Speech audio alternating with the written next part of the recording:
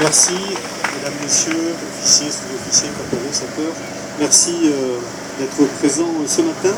Vous savez que le conseil d'administration du SDIS de la Gironde est pleinement solidaire de votre combat. Depuis 1 an et demi environ, nous essayons de travailler à l'augmentation des moyens financiers du SDIS, de manière à ce que nous puissions vous doter à la fois de ressources humaines supplémentaires, mais aussi de moyens d'équipement assez spécifiques qui peuvent vous être nécessaires aujourd'hui au regard des risques particuliers que nous pouvons avoir ici, et puis de façon plus générale des secours que vous devez assurer. Nous sommes pleinement conscients des difficultés que vous rencontrez dans le cadre des carences que vous assumez en lieu et place d'autres acteurs, du problème des attentes sur les centres hospitaliers qui génèrent aussi des difficultés pour vous dans le fonctionnement et dans l'opérationnalité. Donc nous essayons d'avancer au mieux, de vous soutenir dans ce cadre-là, auprès du gouvernement bien évidemment, vers lequel vous vous adressez désormais, de manière à faire en sorte que ces moyens puissent être accordés, et puis bien évidemment auprès de nos partenaires locaux. J'évoquais cette année et demie de travail au niveau du financement.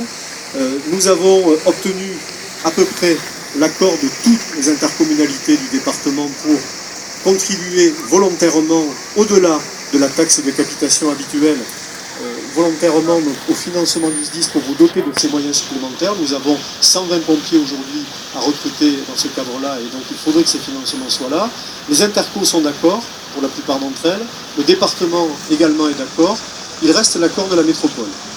Cet accord traîne depuis déjà un certain nombre de mois. Il est essentiel parce que c'est la plus grosse intercommunalité évidemment du département et qu'elle est symboliquement extrêmement importante dans sa participation.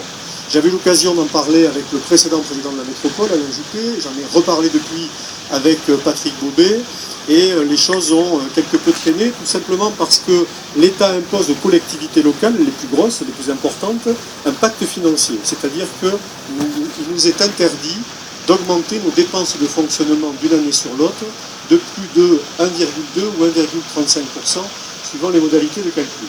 Pour la métropole, c'est 1,35%. Et la métropole, à qui nous réclamons 2 millions d'euros en investissement, 1,5 million d'euros en fonctionnement, nous dit nous pouvons payer l'investissement, mais nous ne pouvons pas payer le fonctionnement parce qu'il va venir obérer ce pacte financier que nous avons signé avec l'État.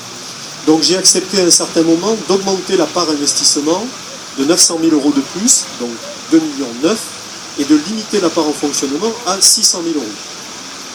Pour autant, nous n'avions toujours pas d'accord, il y a encore quelques semaines, sur ce sujet.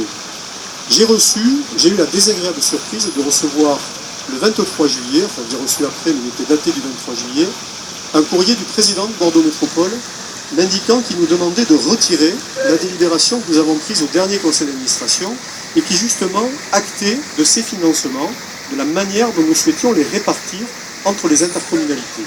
Nous demander le retrait de cette délibération signifie rejeter non seulement la contribution au fonctionnement de la métropole, mais aussi la contribution en investissement. Pour éviter de me mettre en colère sur le coup, parce que la colère n'est jamais bonne conseillère, j'ai attendu de partir quelques jours en vacances pour voir dans quel état d'esprit je revenais. Le président de la métropole m'a appelé hier. Je pense qu'il avait eu vent du fait que j'étais très en colère contre ce courrier. Il m'a appelé hier pour me dire « Je ne remets absolument pas en cause la participation à l'investissement ». À quoi je lui ai répondu « Le courrier que vous avez signé est un courrier qui indique bien par le retrait de la délibération du SDIS que vous retirez aussi votre financement de l'investissement ». Il m'a dit « Ça n'est pas le cas ». Je lui ai dit « J'attends un courrier de contre-confirmation qui me garantisse que vous participez au moins déjà en investissement ». Il s'est engagé à rédiger ce courrier pour que je le reçoive dans les prochains jours. Nous referons une rencontre ensemble pour parler du fonctionnement à nouveau, car il manque encore ces 600 000 euros de fonctionnement. Donc je souhaite impérativement que nous arrivions au bout de l'exercice. Si la métropole ne contribue pas, c'est un château de cartes de financement des intercommunalités qui va tomber. Si ce château de cartes tombe, nous ne pourrons pas recruter les 100 000 pompiers, nous ne pourrons pas vous garantir les équipements matériels nécessaires. Donc c'est aujourd'hui, derrière la métropole, que le financement complémentaire du SDIS se niche, et que si demain la métropole refuse de financer la totalité de ce qu'elle doit financer, à ce moment-là, nous aurons de vraies difficultés pour vous doter en moyens humains et en moyens matériels. Donc nous continuons le combat à notre niveau, au niveau du conseil d'administration, au niveau du conseil départemental. J'ai des collègues Mathieu Robert et Emmanuel Ajon ici présents. Nous allons continuer ce combat-là, mais il ne faut pas lâcher. Et il faut impérativement que vous fassiez entendre votre voix pour que la métropole accepte enfin de débloquer la totalité des financements et que nous puissions enfin vous doter des moyens en personnel et en matériel. Je vous remercie. Bravo. Merci.